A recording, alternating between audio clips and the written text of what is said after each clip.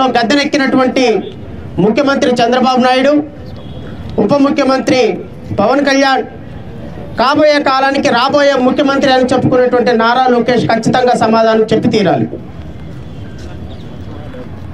రాష్ట్రంలో జరుగుతున్నటువంటి ఈ దుర్మార్గకరమైనటువంటి దౌర్భాగ్యకరమైనటువంటి పరిపాలిస్తున్నటువంటి నాయకులకి ఈరోజు ఏం సమాధానం చెప్తారు అని అంబేద్కర్ విగ్రహం సాక్షిగా మేము ఈరోజు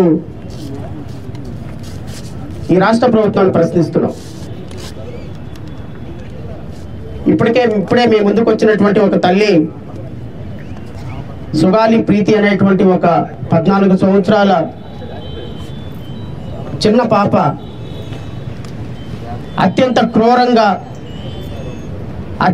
క్రూరంగా రేప్ చేయబడి అత్యంత క్రూరంగా అమానవీయంగా ఒక స్కూల్లో చచ్చిపోయి విగత జీవిగా పడి ఉంటే 2 కాళ్ళు లేని ఒక తల్లి ఆ న్యాయం కోసం పోరాడుతుంటే కనీసం రాష్ట్ర ప్రభుత్వంలో చలనం ఏమైనా ఉందా అని అడుగుతున్నా. కొద్ది పెట్టండి అమ్మాయి, వద్దు వీల్ చైర్ అట్లా కూర్చోకూడదు. వీల్ చైర్ పై వద్దు, వీల్ చైర్ ఏం వద్దు, వీల్ చైర్లో ఉన్నాం ఎందుకంటే కూర్చోకూడదు అలా. మీరు ఇలాంటి దుర్మార్గకరమైనటువంటి పరిస్థితుల్లో రాష్ట్ర ప్రభుత్వం గత ప్రభుత్వం ఇచ్చినటువంటి హామీలను పక్కకు వదిలేసి ఈరోజు సుగాలి ప్రీతి మరణాన్ని రాజకీయంగా వాడుకొని గద్దెనెక్కినటువంటి ఉప ముఖ్యమంత్రి పవన్ కళ్యాణ్ కావచ్చు, 2017వ సంవత్సరంలోనే ఒక పాప మరణానికి కారణమైనటువంటి నిందితులను తమ పార్టీలో చేర్చుకున్న తెలుగుదేశం పార్టీ కావచ్చు, గద్దెనెక్కిన మొట్టమొదటి రోజునే నీ కేసును పరిష్కారం చేస్తానన్న ఉప ముఖ్యమంత్రి పవన్ కళ్యాణ్ కావచ్చు, ఈరోజు ఏం సమాధానం చెప్తారు అని నేను ఈ అంబేద్కర్ని సాక్షిగా అడుగుతున్నా. ఆ తల్లి న్యాయం అడుగుతుంది, న్యాయం ఇవ్వండి. ఆ తల్లి ఈరోజు రాజ్యాంగ ఆమోదం దినోత్సవం రోజున మనం అంగీకరించినటువంటి రాజ్యాంగంలో న్యాయం ప్రతి ఒక్కరికి కుల మత ప్రాంత ప్రాతిపదిక లేకుండా అందుతుందని చెప్పినటువంటి ఒక తల్లికి ఈరోజు న్యాయం అడుగుతుంది. ఆ తల్లికి న్యాయం ఇవ్వమని నేను రాష్ట్ర ప్రభుత్వాన్ని కోరుతున్నా. ఈరోజు ఆవిడ ఇక్కడికి వచ్చి ఆ అంబేద్కర్ని సాక్షిగా నాకు న్యాయం ప్రసాదించమని ఆ అంబేద్కర్ విగ్రహానికి ఒక రిప్రజెంటేషన్ ఇచ్చి తనకు న్యాయం కావాలి అని చెప్పేటువంటి రోజు కోసం వెయిట్ చేస్తున్నటువంటి తల్లికి ఈ రాష్ట్ర ప్రభుత్వం ఏం సమాధానం చెప్తుందో సమాధానం చెప్పి తీరాలి. పవన్ కళ్యాణ్ ఉప ముఖ్యమంత్రిగా ఆ తల్లిని హత్తుకొని ఆ తల్లికి న్యాయం చేస్తారని మాటిచ్చి ఈరోజు నేను అరెస్ట్ చేయాలా, నేనేమన్నా పోలీస్ ఆఫీసర్నా, ఆధారాలు లేవు, నన్నేం చేయమంటారు అని అంటే ఆ తల్లి ఎక్కడికి వెళ్ళాలి? చక్కగా నిందితులు ఫారెన్ వెళ్ళి, దుబాయ్ వెళ్ళి, సింగపూర్ వెళ్ళి ఎంజాయ్ చేస్తుంటే దానికి సంబంధించినంత వరకు మాట్లాడుకున్నటువంటి రాష్ట్ర ప్రభుత్వాన్ని ఏం చేయాలి? నిందితులకి శిక్ష వేయని రాష్ట్ర ప్రభుత్వాన్ని ఏం చేయాలి? ఇదిగో నా పక్కనే ఉంది ఇంకొక ఆమె, తన 19 సంవత్సరాల కొడుకు మొవ్వల నగేష్ అని రాష్ట్ర ప్రభుత్వం, ఇది కూడా రాష్ట్ర ప్రభుత్వ హత్యే. 2021వ సంవత్సరంలో ఇంజనీరింగ్ కాలేజీలో ఇంజనీరింగ్ విద్యార్థిగా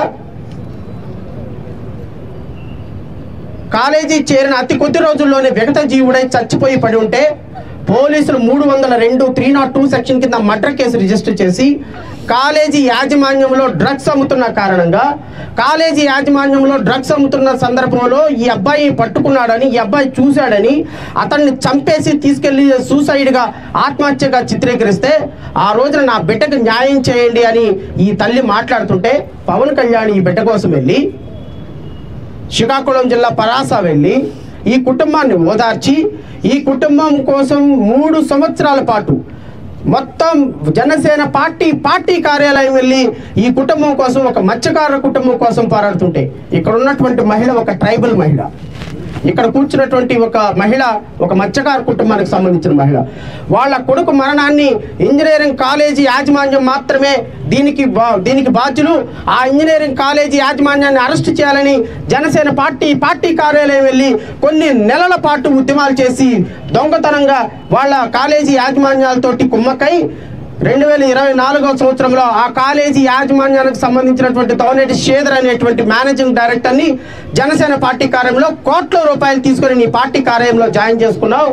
దీనికి పవన్ కళ్యాణ్ ఏం సమాధానం చెప్తావు? ఇక్కడ కట్టమంచి రామలింగారెడ్డి స్కూల్లో ఉన్నటువంటి నిందితులని నువ్వు నీ పార్టీలో జాయిన్ చేసుకున్నావు. ఈరోజు అనధికారికంగా నీ పార్టీలో కొనసాగుతున్నారు.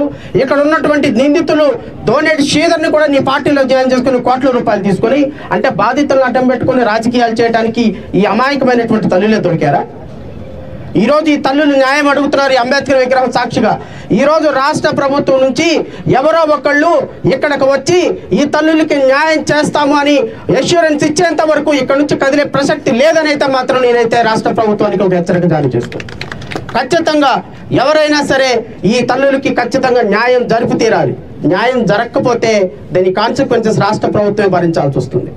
అక్కడ పక్కన కూర్చున్నటువంటి సుధామాధవి తెలుగుదేశం పార్టీలో కొన్ని సంవత్సరాల పాటు మీ పార్టీయే ధ్యేయంగా పనిచేసినటువంటి ఒక ఎస్సీ మహిళ మీ పార్టీ పేరు చెప్పి, మీ ఫోటోలు చూపించి, మీ నాయకుల పేర్లు చెప్పి, మీ భువనేశ్వరి గారి పేరు చెప్పి, మీ నారా లోకేష్ పేరు చెప్పి, మీ తెలుగుదేశం చంద్రబాబు నాయుడు గారి పేరు చెప్పి దఫాలుగా 7 కోట్ల రూపాయలు దోచుకున్నటువంటి ఒక దుర్మార్గుడు ఈరోజు 7 కోట్ల రూపాయలు ఇవ్వను చెప్పుకపో నీకు దిక్కున్న చోట అని మాట్లాడుతుంటే కనీసం తెలుగుదేశం పార్టీ స్పందించటం. వీళ్ళ ముగ్గురు కూడా మీకు మీ యొక్క ఇన్సూరెన్సెస్ కి బలైపోయినటువంటి దుర్మార్గులు. ఈ ముగ్గురు వేమన సతీష్ తీసుకున్నటువంటి 7 కోట్ల రూపాయలు మీద కనీసం విచారణ చేయని ఒక దుర్మార్గమైనటువంటి పరిపాలన మీ రాష్ట్ర ప్రభుత్వం పరిపాలన. తెలుగుదేశం పార్టీ అధినేత చంద్రబాబు నాయుడు ఎప్పుడు చెప్తుంటాడు, ఏ మహిళ కన్నీరు వచ్చినా కూడా నేనున్నాను, ఎవరికి కష్టం వచ్చినా కూడా నేనున్నాను. ఇప్పుడు ఆ తల్లి బాధపడుతుంది.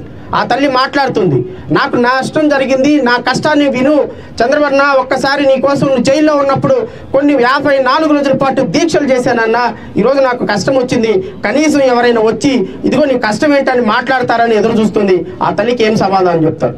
ఆస్తులు అమ్ముకొని, అంతస్తులు అమ్ముకొని, అప్పులు పాలే భార్యాభర్తలు ఈరోజు రోడ్ల మీద నుంచొని ఉంటే కనీసం స్పందన లేదు తెలుగుదేశం పార్టీ. ఈ బాధితులకు ఎవరు బాధితులుగా నిలబడతారు? ఈ 2 బిడ్డల మరణాన్ని వాడుకొని నువ్వు గద్దెనెక్కావు. ఈ తల్లుల ఆక్రోశాన్ని, కడుపు కోతను మార్చుకొని నువ్వు డబ్బులు సంపాదించుకున్నావు. ఈరోజు హెలికాప్టర్లో, స్పెషల్ హెలికాప్టర్లో తిరుగుతున్నావు. కనీసం నీకు మానవత్వం లేదా పవన్ కళ్యాణ్ అడుగుతున్నావు. ఈరోజు డాక్టర్ బిఆర్ అంబేద్కర్ సాక్షిగా ఈరోజు ఈ తల్లులకి న్యాయం జరగాలి. న్యాయం జరగటానికి ప్రతి ఒక్కళ్ళు కూడా, ఎందుకు అంటే ఈ అమాయకమైనటువంటి, ఎవరు తోడు లేనటువంటి, ఆర్థిక ఇబ్బందులు పడుతున్నటువంటి, ఒకరోజు తింటే ఒకరోజు తినలేని దుర్మార్గమైన పరిస్థితుల్లో కుటుంబాన్ని నడిపించుకుంటున్న ఇలాంటి వ్యక్తులకి మనందరం బాసటగా నిలబడాల్సిన పరిస్థితి. అదే నిజమైన రాజ్యాంగం తప్ప అంబేద్కరుడికి దండలు వేయటం కాదు అనేదైతే మాత్రం నేను మీ అందరికీ కూడా ఒక మాట చెప్తున్నాను. దయచేసి మీ అందరూ కూడా ఎంత కష్టమైనా, ఎంత నష్టమైనా ఈ బాధితులకు భరోసాగా నిలబడాల్సినటువంటి బాధ్యత మన రాజకీయ పార్టీలకి, ప్రతిపక్షాలందరికీ ఉంటుందని అయితే మాత్రం స్పష్టత చేస్తూ, ఈ సమస్య గురించి అంబేద్కరుడికి విన్నపం చేసుకొని మా బాధలు, మా కష్టాలు తీర్చునాయన అని ఆ అంబేద్కరుడికి విన్నపం చేసుకోవాల్సిందిగా నేను ఈ బాధిత మహిళలను కోరుతూ, మొట్టమొదటిసారిగా సుగాలి ప్రీతి అమ్మగారిని ఒకసారి మాట్లాడి తన బాధని మీడియా సాక్షిగా ప్రపంచానికి చెప్పవలసిందిగా కోరుచున్నాను. సెప్టెంబర్ నెలలో వేశారు మళ్ళీ సిబిఐ ఎంక్వైరీ. ఈ రోజు వరకు సిబిఐ కనీసం ఆ కేసు తీసుకుంటున్నామని చెప్పలేదు, ఇన్వెస్టిగేషన్ మొదలు పెట్టలేదు. ఏమంటారు దీన్ని? ఇంకా ఎన్ని సంవత్సరాలు ఈ పాపకి న్యాయం జరగడానికి మీరు తీసుకుంటారు? దయచేసి ఈ విషయాలన్నింటిని కూడా దృష్టిలో పెట్టుకొని మీడియా సోదరులు కూడా దయచేసి మా బాధని, బిడ్డల బాధని, ఈ తల్లుల బాధని, ఈ ముగ్గురు తల్లుల బాధని ప్రపంచానికి చూపించవలసిందిగా మనస్ఫూర్తిగా కోరుకుంటూ, అంబేద్కరుడికి మీ యొక్క సమస్యలు, మన సమస్యలు చెప్పుకునేటువంటి అవకాశం ఈరోజు మనకి కలిగింది. దాన్ని ఆ సమస్యలను చెప్పుకుంటూ రాష్ట్ర ప్రభుత్వానికి ఒక మెసేజ్ పంపించవలసిందిగా కోరుచు నేను సుగాలి ప్రీతి వారి మదర్ని మాట్లాడవలసిందిగా కోరుచున్నాను.